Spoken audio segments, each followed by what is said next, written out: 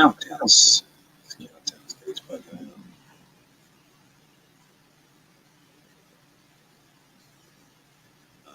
This countdown, well, the countdown sucks, number one. welcome to another episode of the Tech Behind FinTech. Today, I'm really excited as always. We have our return guest. She's a friend of the show, about to read her bio and then go in heavy on the personal side. All right. Cybersecurity Super Recruiter Renee Small helps people take the mystery out of breaking into cybersecurity. She is passionate about building best-in-class cybersecurity teams. In 2017, Renee received the Stevie Award for Female Entrepreneur of the Year. She is a #1 Amazon best-selling author of Magnetic Hiring, a contributing editor to several cybersecurity magazines, and she co-hosts a popular podcast called Breaking Into Cybersecurity. Renee Small, welcome to the Tech Behind FinTech. Hey, I'm happy to be back. Today we're going to be discussing the hottest jobs in FinTech. Before we dive in, it's really important to note that why are we both wearing sweatshirts? So let me put my sweatshirt up there. Let's stand up. Shout out to Brooklyn Technical University, as we call it, BK Tech. So Technical University. The high school is like a university for real. Yeah, you're right. That was a what they call a live floor right there. I made a mistake. Yes, Brooklyn Tech High School, not university. But the reason I said university is because we actually had majors in that high school. So Brooklyn Tech is one of the 3 specialized high schools in New York City. There's Brooklyn Tech, and the rest don't matter. And it's actually 8 now, I think. It's 8? Okay, well, it's Brooklyn now. Tech against the world, right? So right. we both went there, and in that high school they had majors. My major was actually computer science, and obviously that's what I'm doing now. What was your major in tech? I don't know if I ever asked you that. It was graphics. I did the fun stuff. Okay. I had a really good time in high school. That's awesome. That is awesome. You know what? In all these years, and I'm not going to age us, so I'm not going to even say the years you went to high school, but I've never asked you that question. I just assumed it was like engineering or something real. Yeah, that's what people assume. Yeah, I didn't know it was graphics. I just learned something new about you today. Yep. Amazing. We have a couple of people that made some comments. So Ben, hey Nnamdi, hey Ben, thanks for shouting us out. Security peeps are here. Oh, Chris Foulon, Renee Small is amazing. Chris Foulon. We're pronouncing his name the correct way. That's the correct way. Thank you for letting us know that. My other brother, so all the brothers know each other. I adopt people. So Chris is my brother from another mother. Nnamdi is my real deal brother from another mother. my Niger sister right here. Exactly. I'm adopted Nigerian. I love it. I love it. So, like you guys know, if you're familiar with our show, if it's your first time joining us, today's topic is the hottest jobs in FinTech. But before we hop into the topic, to stay current, finger on the pulse, we always talk about some latest news in FinTech that went on in the week that we found interesting. Obviously, we can't cover everything, but we try to make it relevant to the topic and just things that we found interesting. So the first news article we're going to cover and get Renee's take on it, BNY Mellon to finance crypto and signs Google Cloud deal. So last week, we actually talked about the BNY Mellon, Bank of New York Mellon, being the first global bank to announce plans to provide an integrated service for digital assets. So we did talk about that last week, but a new fold to the mix is that they're also going to adopt Google Cloud. So they agreed to build a collateral management solution on Google Cloud to better predict billions of dollars in daily settlement failures. Essentially, settlement failures happen when buyers and sellers don't exchange cash and securities on scheduled dates by business close. The bank intends to save on both capital and liquidity by reducing the unpredicted risk around settlement failures. They're going to use Google Cloud, or as the industry says, GCP will provide the bank with its data analytics alongside self-developed artificial intelligence and machine learning technology as part of the deal. So I found this article extremely interesting for a multitude of reasons. One, obviously AWS, Amazon Web Services is a market leader. It's interested to see GCP go with a big bank like that. Renee, what are your thoughts on this article? Yeah, I mean, it totally is going to dovetail into what we're going to talk about today in terms of hot jobs. So as we all know, anyone that's not in the cloud has had to go into the cloud. Big banking institutions are constantly growing and changing and adding new technologies. So this just makes sense that they are moving forward in this space, specifically around GCP, as well as, was there blockchain component? Well, no. So the blockchain component, they're going to be the first to represent digital assets. They didn't talk about the technology they're going to be using there that I saw as of yet. I saw that. Did they? I think that was in the article. I think from the GCP standpoint, that's more of building a new system around collateral management.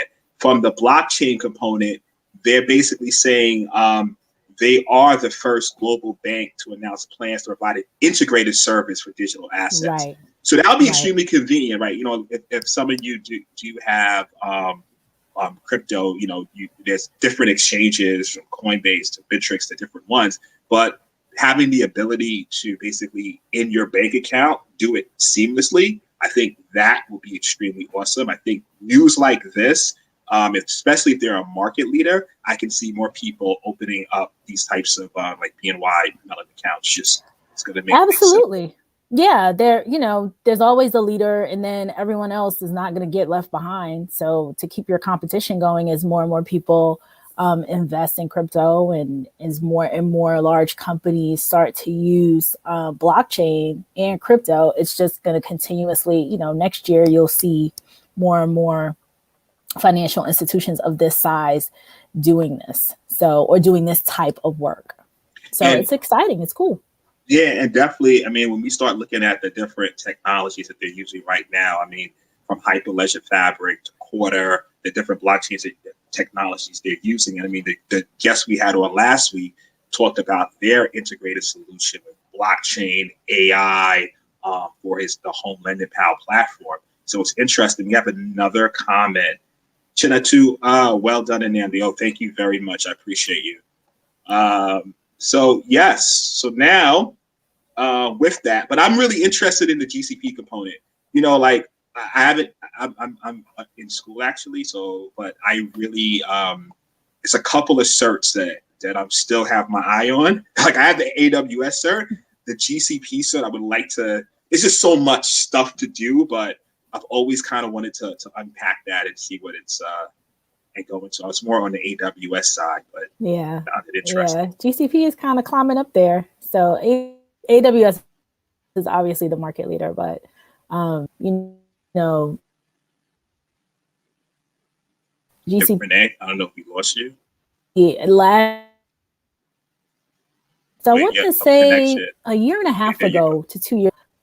Are you here, Key? Yeah, you were going in and out, but now I hear you. Wired, no, you're good. Not wired today. Okay, all right, cool.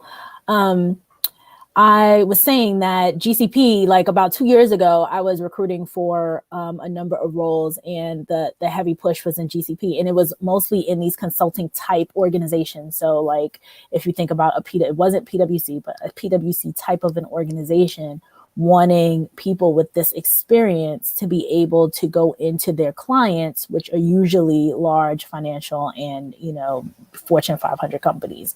So you could start to see, anytime kind of recruiters kind of get the scoop on this stuff, because you'll see it coming like, hey, we want this kind of talent. We want people with these types of skills and this to go into these environments. So we'll start to see that kind of popping up. I'm really interested that you brought that up. Thank you. Before I jump into my question, I think this is one that, yay, Renee and Nnamdi, Ozy. Ozy's here. So one thing that we always say, Renee brings an audience. Everywhere she goes, she has like the hashtag security peep. So I'm having conversations during my sometimes, and it's a couple of comments depending on the topic. But every time Renee comes, it's like the security peeps follow her. So we definitely appreciate the love. We come in. We come hardcore. We come. You guys roll deep. You guys roll deep. I love it. I love it. The question I was going to ask you though is, what are you seeing in respect to that? Like, and I know we might get into this, but because from a Gartner perspective, it's public cloud Gartner perspective, right? It's AWS, Azure, then GCP. So from a hiring side, what are you seeing employers in that financial or just in general looking for with those cloud technologies, what skill set? It's those three. I see AWS and GCP a little bit more, but maybe it's not. AWS is head and shoulders. Like that one typically comes first and has come first over the years.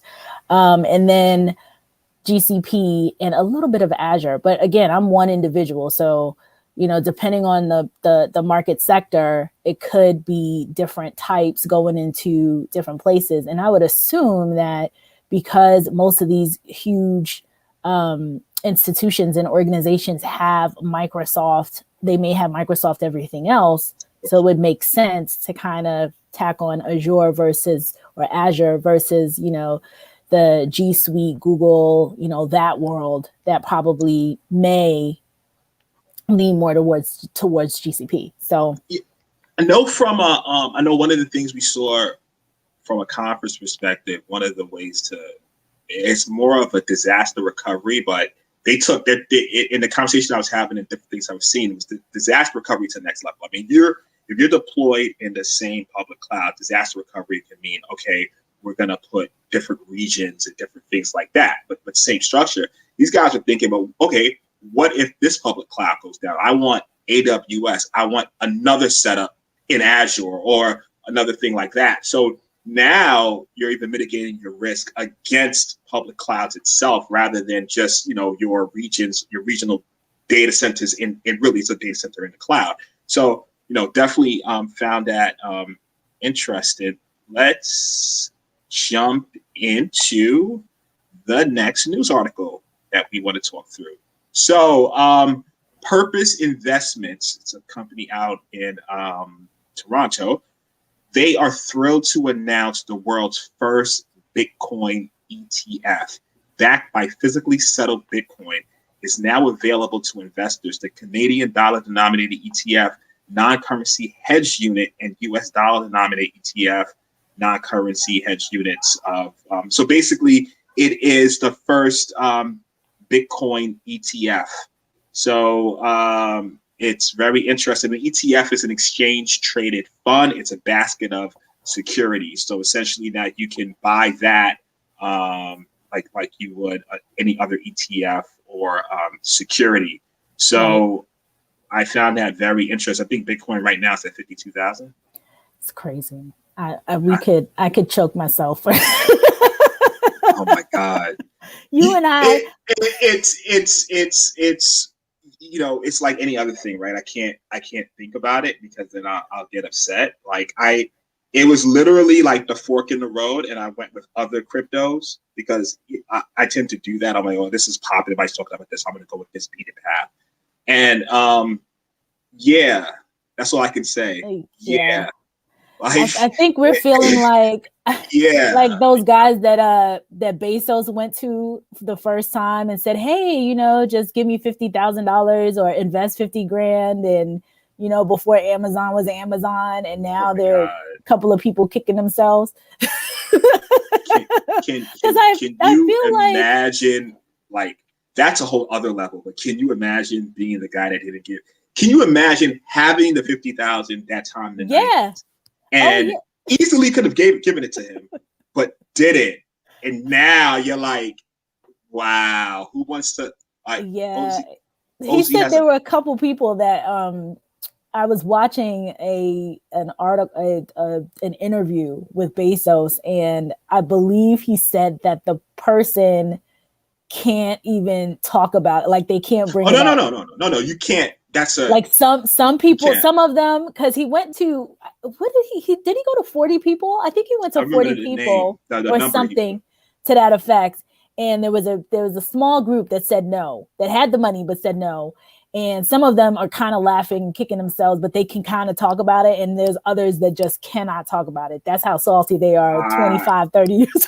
I mean, think about it. It's literally like Yeah. generational wealth that you could have built. Like it's not even, oh, I'm rich. I'm wealthy for generations to come. It's it's crazy. So Ozzy's saying, I think Azure's adoption is aided by the fact that many already use O365 and other Microsoft products, else GCP would have been heads above Azure. Yeah, Good point. I think so. Good point. I agree with that. Let's see what Ben's saying. Gotta have a wide portfolio. This makes me feel better about my losses on non-BTC crypto. Okay, keep telling yourself that, Ben. I'm joking. I'm joking.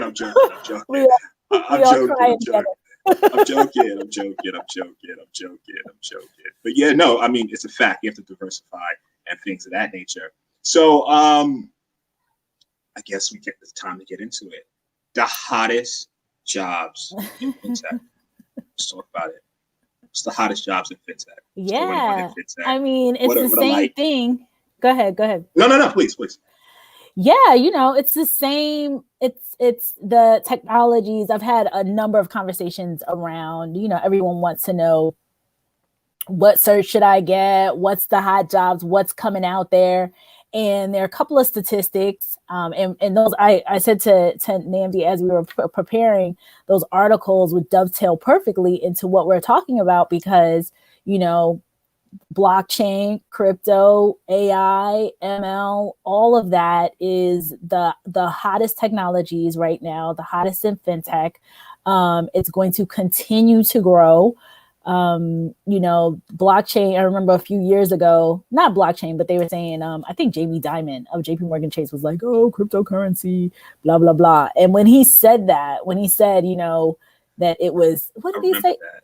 It was 2017 or so. I remember. I distinctly remember that. Right, and he was just like pretty much knocking it. And when I saw that, I immediately said, "This is going to be big." Like if he's saying, he's out and out coming out, I was like, "Yeah, he's probably just saying that to make sure that JBMC does it first." Jedi mind tricks. Oh, it's not going to be big. You're right, and then you're down there, you're in the lab, like making it happen. So yeah, as we see more and more, I think when I was on the last time a couple months ago talking about, at that time it was Visa, right? Or I think it was Visa who started to share Bitcoin. They were giving out Bitcoin, I believe, as a part of their rewards program. So, you see more and more of this, especially when larger companies are starting to adopt it. Anytime you see the big boys doing it, the Fortune 500 and these top tier banks start to do this stuff, immediately the jobs are going to follow in droves. And listen, I want to make an announcement. So let's a couple of comments. Let's be fair and let's all the comments what we do. Ben. So the joke I made earlier is totally just justification to myself. True. Like we totally understand that. Next comment is from Ben. Non-BTC crypto. That's a long road of saying altcoins. Yeah, pretty much. Another comment from Ozzy. Hot job, security engineer, specifically application security. Definitely. You look at my LinkedIn bio, I'm a fan of that. Consider it's totally biased for you. That's why we have the expert here. Yeah. She's right. Oh, Boulevard. Yeah, that was Boulevard's comment before. Not Ben. I'm sorry about that, Boulevard. Shout you out. I like that name, Boulevard. Yeah, he's part of my we're part of the same group in Boulevard Cloud Security Esquire. Alliance. So actually let me give a term, right? Not a term, right? So I'm gonna lead into. I'm happy he brought up Boulevard's name, right? So everybody talks about crypto, which is of course that's the thing going on. I mean, Bitcoin's 50,000, But blockchain technology itself, there's a plethora of use cases just outside of crypto around it, right? So it's kind of a distinction. So when a lot of the banks or different industries are adopting it, they're adopting it for supply chain purposes. I mean, the idea of putting just various things, right? Like the gentleman last week from Homeland and Power, we were talking about how they're using it is basically using Hyperledger Fabric, and essentially it's a consortium of everyone of all the different ancillary businesses they have to deal with for a mortgage loan, but not everyone has access to that particular client's data, and the client stores his data using a key. So that's just one use case, but there's different. We start going to get to smart contracts. So Boulevard joined in, and we're members of the Cloud Security Alliance, and we're on a working group actually that is creating security standards for blockchain usage within the financial industry. Small shout out to the professional organization, right? It's really cool. It's free. You can join it, and you just join the work group. I'm leading a smart contracts subsection of that. So if you're interested in these types of technology, I said this on Renee's show, just join a working group or a professional org, and people are trying to figure things out. Totally. Hold on. Let's and I wanted to comments. I'm sorry. Agree with that. Chris Vernon's on. Thank you for joining, Chris. Renee, you were about to say something. Yeah, I was going to say that, you talked about the blockchain technology, because I think that people, like you said, the news and the media, it's crypto, Bitcoin. And Ozzy's bringing up, people have called it Dogecoin, but I think I pronounce it Doggy Coin. I always pronounce it Doggy Coin because I know it came from that dog. Like it's like a joke coin. And so, but the underlying technology, to your point, blockchain has been around, crypto solutions, and AI and all of that have been around. And the underlying technology behind this is what is really, has been on the ground for a few years now. And I have a stat here, PwC, they found that 75% of financial services firms intend to adopt blockchain as a part of their in production systems and process these by 2020. So this article was like 2 years ago. So, the blockchain technology and everything surrounding it is so important, and that's what's coming. And that's why some of these jobs that, the hottest jobs are blockchain engineer, some of the ones in fintech, obviously what Ozzy said, AppSec, security folks, as usual, cybersecurity in the cloud with the cloud space. Like this is where we are. It's not even where we're going. Like this is where we are. It's here. It's not going anywhere. It will only get bigger. If anybody wants to jump ahead, like to Nnamdi's point, he made the point last time and now in terms of joining those industry groups, because right now there's not a zillion people out there that have blockchain experience. So if you join an industry group and you are the de facto guru because you just happen to know it ahead 6 months or a year ahead of everyone else, guess when people are looking for blockchain folks, guess where they're going to come? Guess where they're coming straight to the source. Those are good points. I mean, not only join, but like volunteer on some initiatives and just learn. I mean, wait, before I go in, I was going to go on a tangent real quick. And Nnamdi, what's your take on Dogecoin? So, wonder how you really pronounce that. I don't. I have to find out. I don't Dogecoin. I say doggy all the time. I say that too. Doggy on there. I totally mispronounce it. What's my take on it? I think like Boulevard said, I think Elon Musk pumped it up, and then all of a sudden it spiraled. I personally don't have any. Not saying to that's a knock on it. In terms of coins right now, I was into like XRP and Ethereum. I'm just now personally just focused on Ethereum, and when I get to the point where I'm getting a lot of viewers on my show, like Renee has, maybe I'll afford a Bitcoin one day. But right now, Bitcoin one. Right now, That's what I'm doing on that side. But as Ben said earlier, I just believe in diversification as well. So that's me personally. So that's my take. I'm going to try to figure out more what's going on with the markets and things of that nature. So just kind of like a diversified portfolio. All right, what's maybe when Elon Musk goes to sleep, Dodge going to run away. Market price value right now with dip. Yeah, who knows? But that's what's happening right now. Someone says something about one. Whether it's the Reddit groups, people say something about something, all of a sudden it runs like crazy. But we don't know if that's going to be sustainable. The one thing that we are seeing though is more institutional investors are getting involved with Bitcoin from a crypto side. Now, like to circle back on the hottest jobs with fintech. So let's get the list right now. We said blockchain technology. We do know, like when you even brought up JPM, I know that they have a couple of different internal labs that they're working on in terms of blockchain technology. I remember I read that.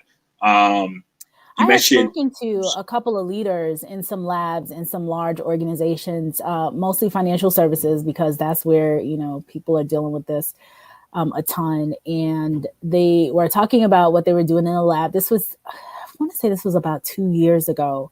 I had a number of really, really good conversations, and those folks at the time, they were like, look, if you know anybody that has touched anything blockchain related, like you didn't even have to, all you had to know really was what blockchain was and have an inch of knowledge in it. And they were very interested in having conversations with people. So it just goes to... When was that? When was that conversation? Gosh, I remember there were a number of leaders. So there were some folks, because all these banks, not all, but a number of banking institutions had labs. So they were, developing. So they're developing. And as I reached out to them, I reach out to leaders all the time just to see what kinds of opportunities are available and things like that, and what's happening in their shops.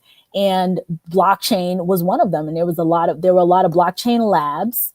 Gosh, I'm trying to remember one in particular. But there were many, many labs inside of these organizations where they were, doing the research, getting ready, preparing for now. Now you're seeing kind of the end result of what was happening for a few years. So they were in labs in 2017, 2018, getting ready, standing up new divisions, standing up new groups and departments, and getting prepared. So at the time, like I said, I don't know what it's like now. I mean, it's 2 years later. So again, these people that had the 1.5 years experience 2 years ago are now the experts with 3.5 years experience.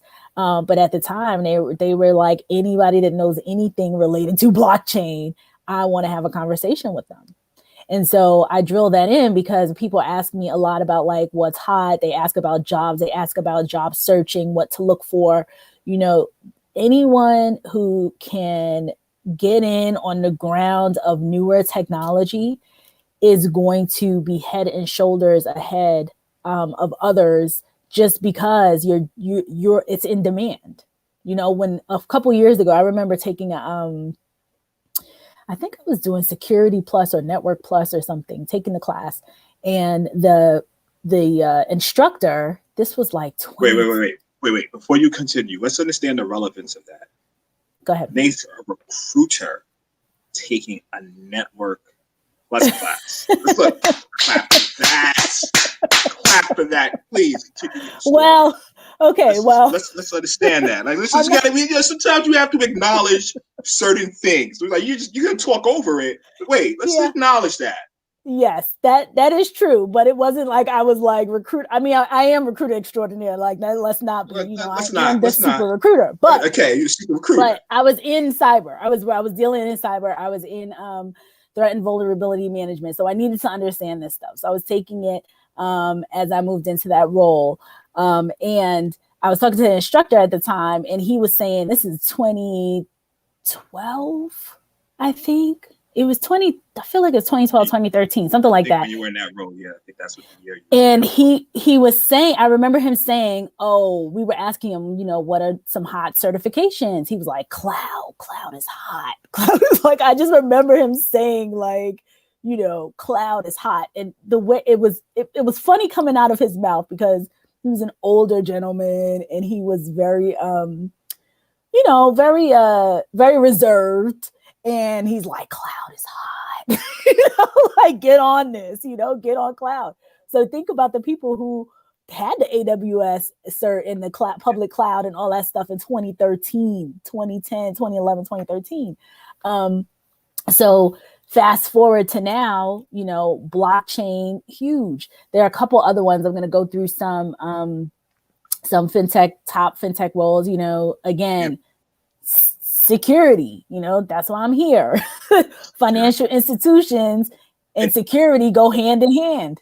And when we say security, there's just a lot of different flavors to it, right? So, you know, obviously cloud security, application security, DevSecOps. So the idea of implementing security into the software development lifecycle. In terms of security, what are your thoughts on exactly which, or is it the role of more security architecture, CISO roles? Like, what do you? Security architects. Yeah, please. Security architects are huge. Cloud security is huge. Application security, to Ozzy's point, you know, you think about the end result, like all the things that are happening when it comes to financial institutions. Application security is key. Like you cannot have a Bank of America app going, you know, with flaws. You just can't. It was actually something came out. Didn't you find something? No. I can't take the credit for that, but she's connected to me on LinkedIn. Her name escapes me right now, but she did a whole security episode on YouTube. It talks about hacking into major financial institution apps. And the problem is it was more so developed as a marketing effort, but not part of a core development effort. So it was outsourced. And sometimes when they go in that direction, the idea is to basically deliver a product. It's not to secure a product or even thinking about security. They're measured on delivery. So I don't think they had certain security practices. And you know what? Shameless plug. I have to do the shameless plug now because you segued. I don't typically do that. But if you go on strategicgeneration.com, you have an access guide now that is 5 mobile app security threats. And you can go through the whole thing and gain a lot of insight on mobile app security. That's on our website right now. And only because you segued into it did I bring that up. But yeah, somebody said you have a LinkedIn user. I don't see the person's name, but I'm trying to get it real quick. They said security is an afterthought. And that's what happens sometimes. Yeah. We don't see. Oh, Medina Williams said security is an afterthought. I think she's private. That is. Wait 1 second, Renee. So Boulevard, I see your question. I'm going to bring up your question, but we're not going to go into that in this episode. But next week's episode, we're bringing through we're going to really go into crypto. We have someone coming who owns a crypto company from Nigeria. Actually, he's scheduled to be a guest, so it should be an interesting show. We don't have a title yet, but we'll go into those types of questions next week. Ben is saying, this is an important piece that I worry about with smaller banks and credit unions. Buying off-the-shelf consumer-facing software for online mobile banking that isn't audible or developing their own without the background to secure it. Yeah. And that happens a lot. I've heard of people who were a part of credit unions or they wanted to support the local bank, and then they had to switch back to a bigger bank because the security wasn't there. So to the lady Medina who said security is still an afterthought, it is. It is in a lot of these places. So it's unfortunate. guys are just, the shameless plugs are going to continue if you keep giving me this stuff. We actually have mobile security as part of our services. I don't do the shameless plug often, but if it's like a layup, I'm going to like lay it up. I'm not going to not lay it up. But it's definitely important we do offer that, because especially the scans and things of that nature, just to get an idea of your vulnerability assessments. All right, Renee, we talked about blockchain. We talked about security, especially in the architecture role, because it's good to say that.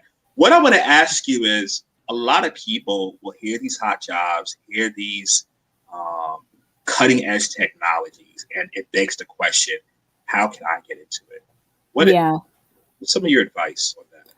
I would say, and I just want to go through a couple more real quick. Sorry, please do. You know, and some of the skills that they're looking for. So a couple other ones real quick. They say here, one is risk and compliance, which also kind of goes with auditing and security. So that's kind of under the security umbrella. The quant analysts. So for any of the folks, any of the quants, you know, PhDs in math and in statistics and things like that, that potentially, you know, are interested in quant, that's a space where they always need people. And then AI. So again, machine learning, AI, huge in the space.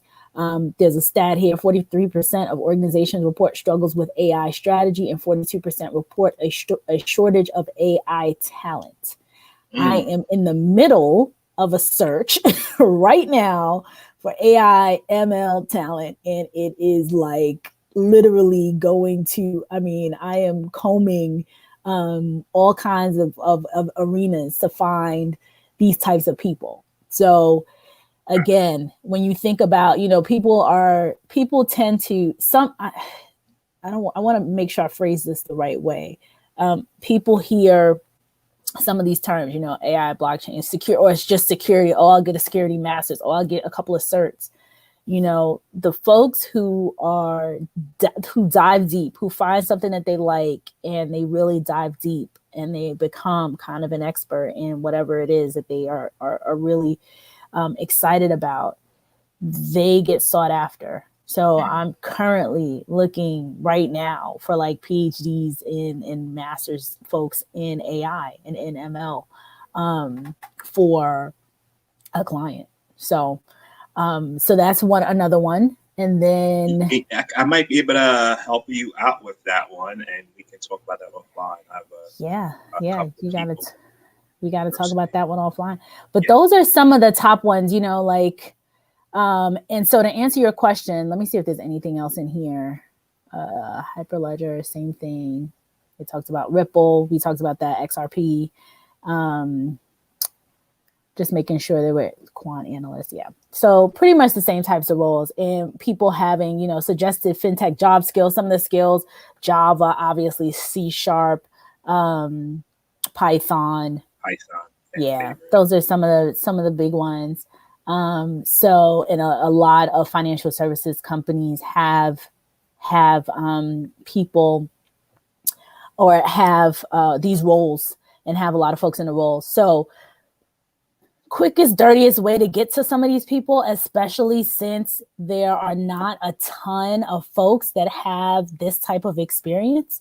If you're in a blockchain, if you're in a working group, like what Nnamdi talked about, if you started a little bit of research or are in school learning about this stuff, I would immediately reach out directly to the folks who are working on this stuff.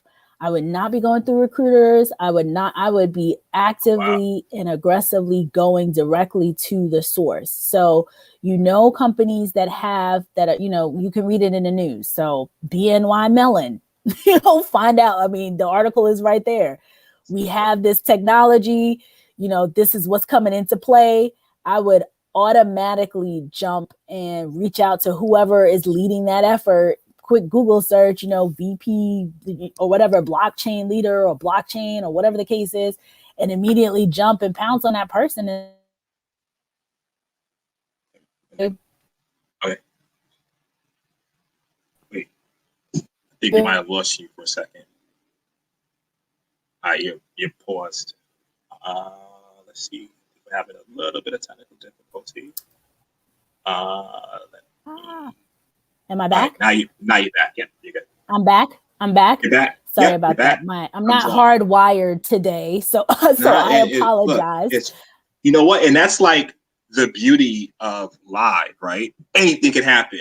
Like we could be talking, a little toddler could just run up on you. Anything can happen. I love it. I love it. It just keeps it real dynamic, man. It makes for good TV. Right. So I would be reaching out directly to the source. I would go directly to the source and just say, I saw that you had this. I saw this article. I saw your research. I saw your YouTube channel. I saw your presentation. Whatever you're seeing, then immediately just reach out directly to the person and start to build a network in that space.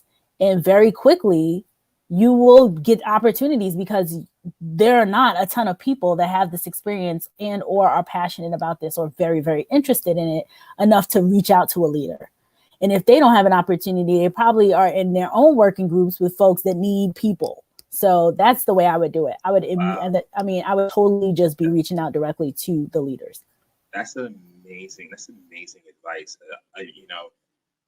Early on, I didn't even think about doing that. I mean, it's a different situation now, so I'm reaching out more for sales purposes. But just doing that, I think that's tremendous. That's great advice. Actually, I see like the total value in it. I think you're gonna get back again. Let's see what we have another comment from OC. I'm curious to understand how people get into architect roles. The wealth of knowledge required is immense. You want to take that on? I think it was more about the security architecture role. How do people get into security architects? Yeah, she's saying that the wealth of knowledge it required is immense. Yeah, most of the time they come from security engineers. Like they grow up into it. It's not something where you just jump in. You're usually like a security engineer first, or like how you're an AppSec engineer, OZ or analyst, and then you grow and then take on more skills and understand how to architect. Just like anything else with architecture, before there was cloud and security architects, there were, all the other architects that came before. Stuff like that. So like network engineers, like try to architect this entire the network architects. Yeah. Yep. It's the same pathway. So you don't, nobody wakes up, they don't have baby network architects. Like, it doesn't work that way. They grow into the role. So if you're in your role, reaching out to the architects in your team and asking what you can volunteer to do to learn some of that stuff, to be, carrying that person's lunchbox for the next year or so that you can get an understanding of what they're doing and, get some experience. I love it. As always, we always have interesting conversations that we can spend because we could. So personal note, like Renee and I talk all the time. She's like the BFF. Yeah. So we talk a lot. So we can literally stay on here and talk forever and ever, but I know she has other things to do, and and she has other things to get into. So as always, I really thank you for being on the show. And look, she's a friend of the show. So what does a friend of the show mean? That means you'll be seeing her again, and her security peeps, and so forth. All the peeps are here. Yeah, so we come as a pack. We shut down the place. She's definitely our resident expert in all things dealing with recruitment, hiring, HR, et cetera, et cetera. So we want to leverage her expertise in that. Someone said cyber. Wait, hold up. I'm seeing some LinkedIn users. I have to go to another device. I think because you have your LinkedIn privacy set.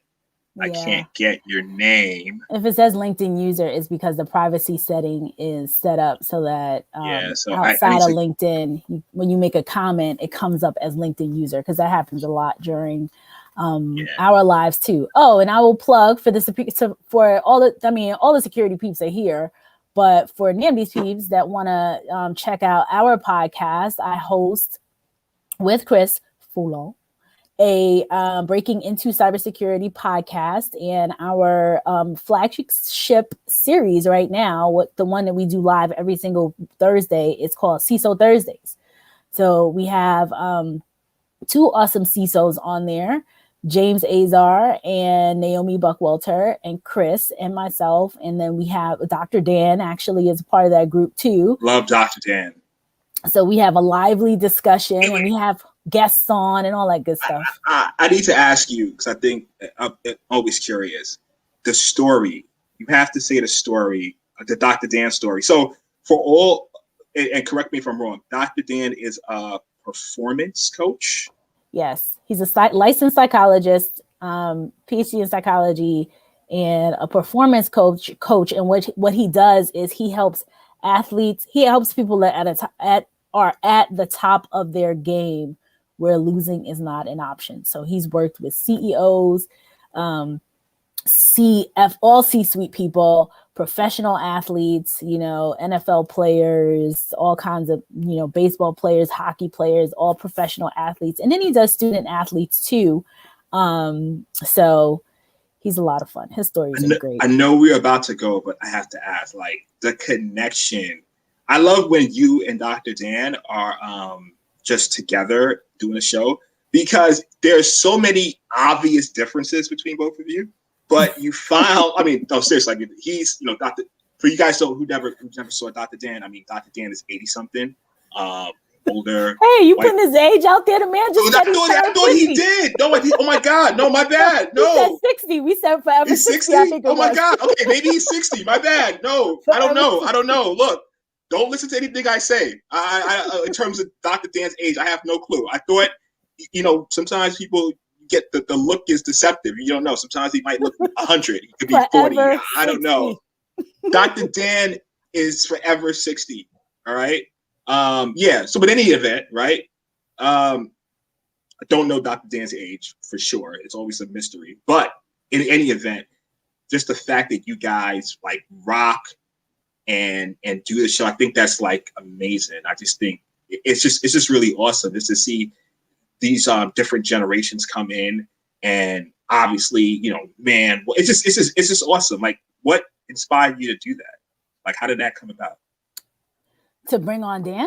Yeah, on a solo show, because you were doing it on Mondays, and I'm just curious, like, how did that come about with your with the solo show? Because Dan and I go back, I don't know, 10 plus years at this point, and so when the pandemic hit, people, it was just a whirlwind, Black Swan event, and Dan's background and Dan's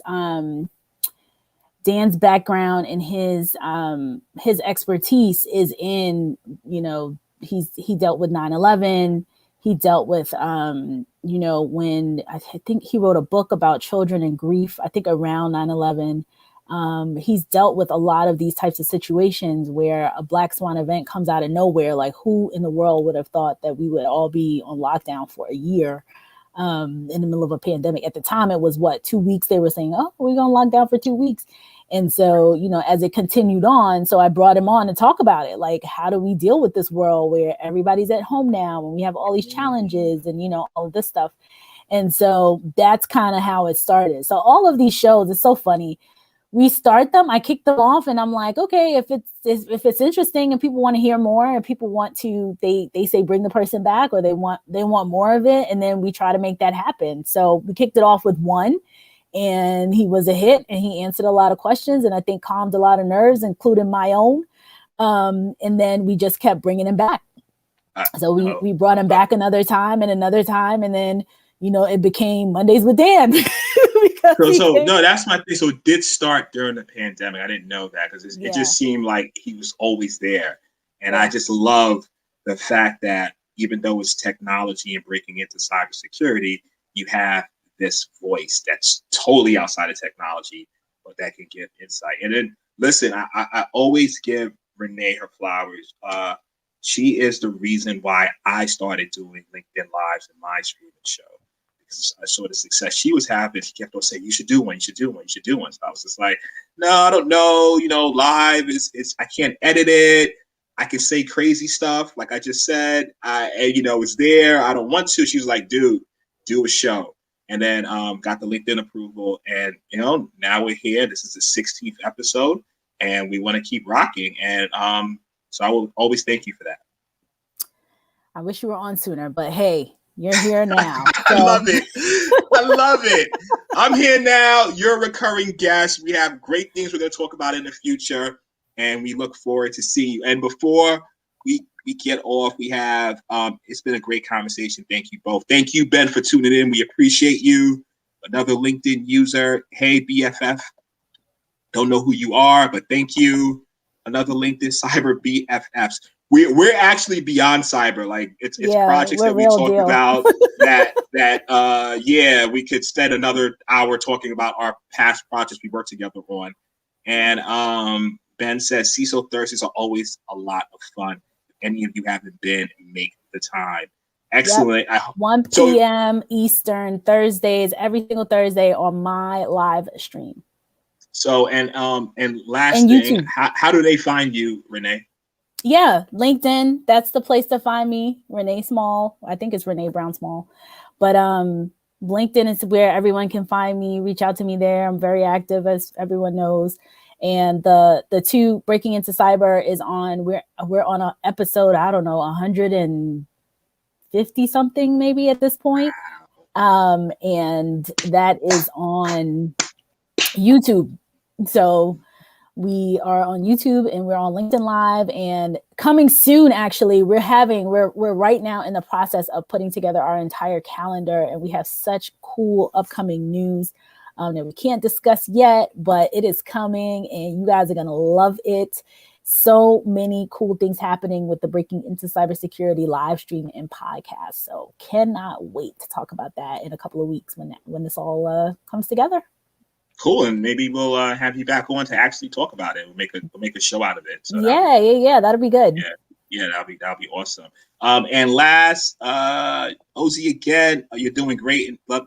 Thank you very much. Appreciate it. Listen, and to all the security peeps that tuned in, just because Renee's here, I know she brought you, but you can stay every Friday, 12 p.m. We go live.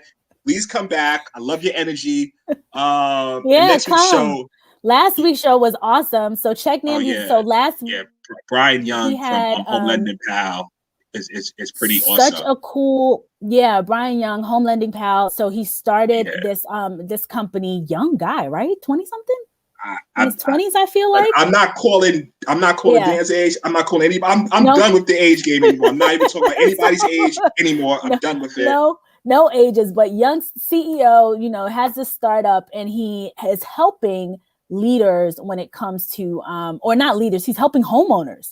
So when you go to get a mortgage and you can't, and I'm literally in the middle of this right now, you're going and you don't understand like all the nuances or like check all like forget different things, like his app, the application that he's working on and he's piloting right now will put like an app in the palm of your hands to be able to do that.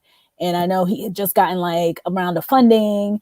Really, really interesting guest. So go back a week and check out Tech Behind FinTech on Nnamdi's profile, so you can check him out. And then next week you can jump in and talk about who's going to be on next week. Next week we have a guest straight from Nigeria. He has a crypto company. I'm going to announce it as we get closer on. But I think his name is Cso Thursdays. And I the name of the company escapes me right now, but he's going to be a guest next week, and we're just going to go in because we talked about a news article last week that happened in Nigeria in which the banking commission, it's something around them not wanting cryptos to go through any bank per se. So a lot of startups were scrambling. So we want to really dive into it to get more information. So that's next week's episode that we're going to talk about. But we're going to start doing the marketing and publicizing it in a few days from now. So definitely should be an interesting conversation. Sweet. Drew McKay was the BF. Okay, Yay! Thank you. That Drew was McKay. Oh my God, I need to follow up with Drew McKay. I hope please have a spot for me at Hugh. I was supposed to send her an application. There's all sorts of plugs right now. I love it. It's like Plug The Central. Hugh Summit. Plug Okay, in Hugh final Summit. plug. Final plug. Jim McKay has an amazing women's conference called the Hugh Summit. For the last couple of years, it's been in Philadelphia. It is a ton, I believe, of mostly Black women and women of color in technology, in STEM. And I know this year it's going to be focused in cyber. So all the security peeps, we have to support, come out. It's an amazing, amazing conference. And I'm saying all this, and I'm hoping I still have a little slot in there. I can come in and speak about cyber careers. So, because I forgot to put my application in. So, final plug, the Hugh Summit. Listen, like I said, Renee and I can literally spend all day and just start talking and just start going in. So it's a whole different vibe, but it's always fun. But we're going to now take off. Once again, thank you for being a guest. Guys, thank you for tuning in. Really appreciate you and look forward to Breaking Into Cybersecurity podcast and also our show that's every Friday, 12 p.m. EST. Take care and have a great weekend.